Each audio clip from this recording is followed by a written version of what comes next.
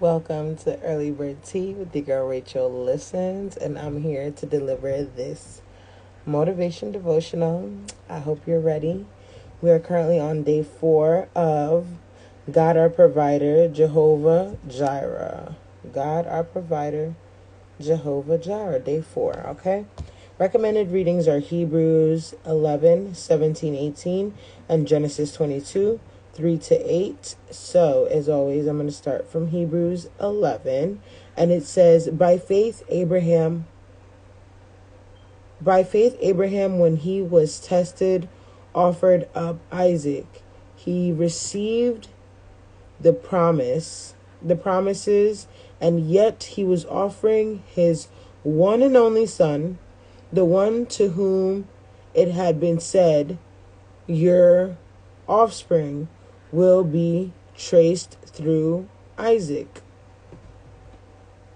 He was already told that his offspring is going to come through Isaac, and then he was told to offer up Isaac regardless. But, he was probably just living in the peace of knowing that God can't just tell me that my ancestors are going to come from Isaac, or my offspring is going to come from Isaac, and then actually allow him to die.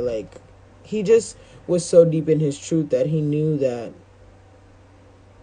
regardless of how it seemed, it didn't really matter. And I feel like that's where we need to have more faith. When it seems like we're being tested and tried and being told to walk into a fire, but you do it anyway, chef's kiss to that. That is a type of faith that the Lord wants us to have, okay? Genesis 22, 3 to 8.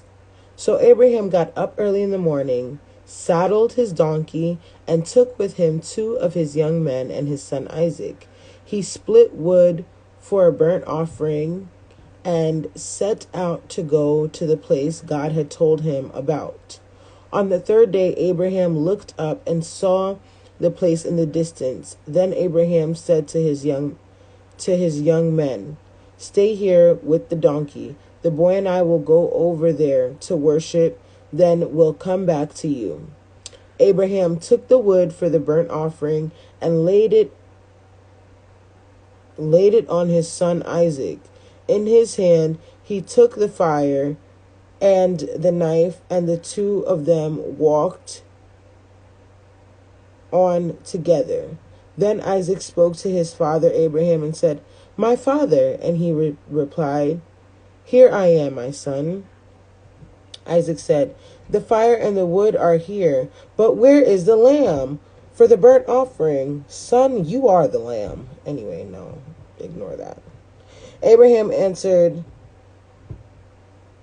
God himself will provide the lamb for the burnt offering, my son. Then the 2 of them walked together. What would you do if that was your father and he put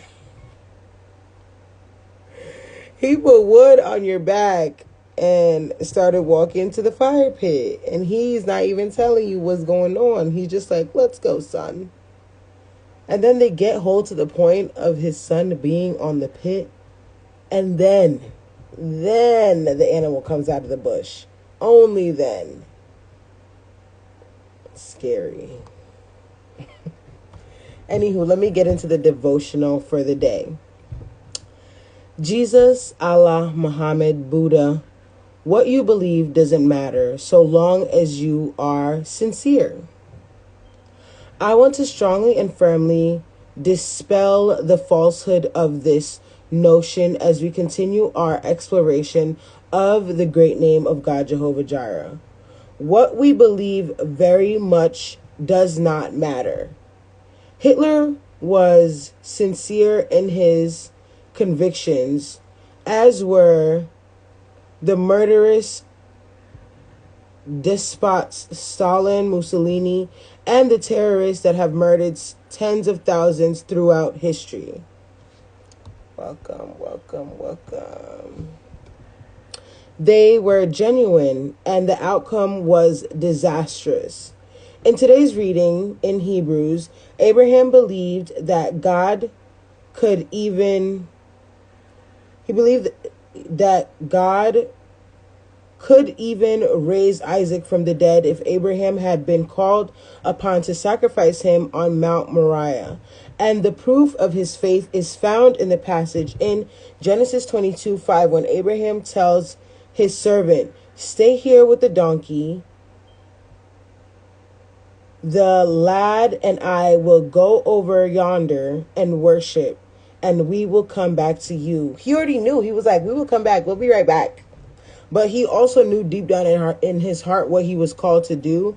But regardless, he walked by faith and not by the fact that he knew God wanted to, he knew God told him to, kill his son. But he still walked by faith. In using the term "we," Abraham believed that Jehovah Jireh could provide a way for Isaac to return with him. When Isaac asked where the offering is, Abraham repeated this notion in verse 8, saying, "God will provide for himself." He didn't say God will provide for me. God will provide for you. God will provide for anybody else. He said God will provide for himself the lamb for a burnt offering. Again, Abraham trusts in Jehovah Jireh's provision of the offering. Okay? Notice that Abraham does not deny that there is a real need. He is not in denial. Despite the crisis, Abraham has faith in Jehovah Jireh to provide for the need, even if it means raising Isaac from the dead. He knows God's going to provide. He's not worried. He's like, "God, you're going to provide. Whether you raise him from the dead, you save him from the dead, or whatever you do, you will come through." And we need to walk in that. I need to walk in that because I be forgetting sometimes. Believers, we should not be in denial, and yet we should believe Jehovah Jireh can provide for us. When my husband and I had only been married, this is not me, this is the devotional.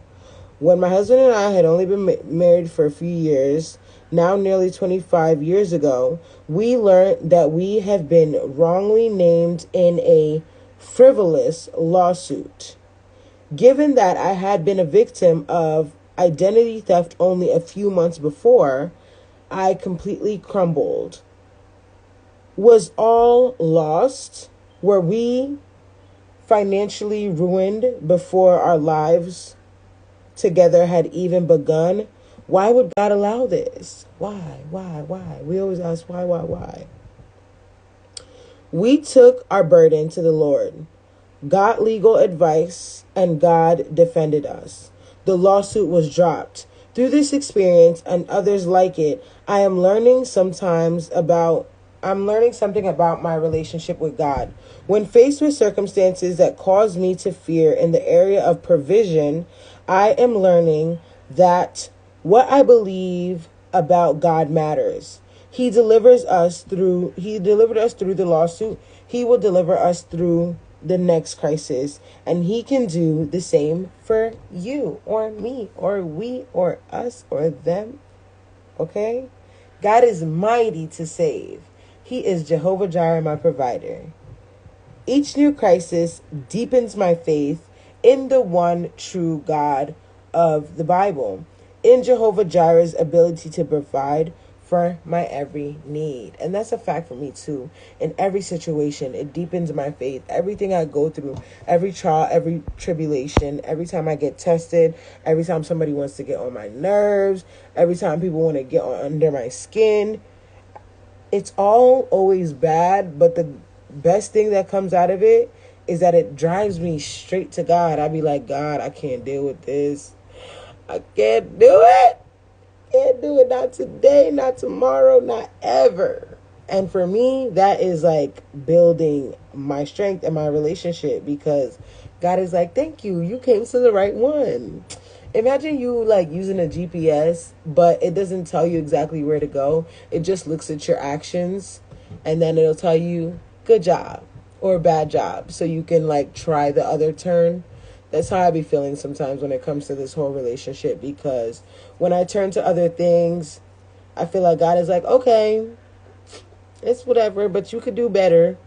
And then when I go to him, he looks at me and he's like, good job. Come home, my child. Let's talk about it. Let me help you, okay? Let me help you out. And you got to remember that. And you got to tap into that whenever, regardless of what you're doing, regardless of where you are. And that's just on that. That's on period. It would be unfair not to share. You already know. Send it to somebody. And hopefully they'll send it to somebody else. I love you. I care for you. And I will see you tomorrow.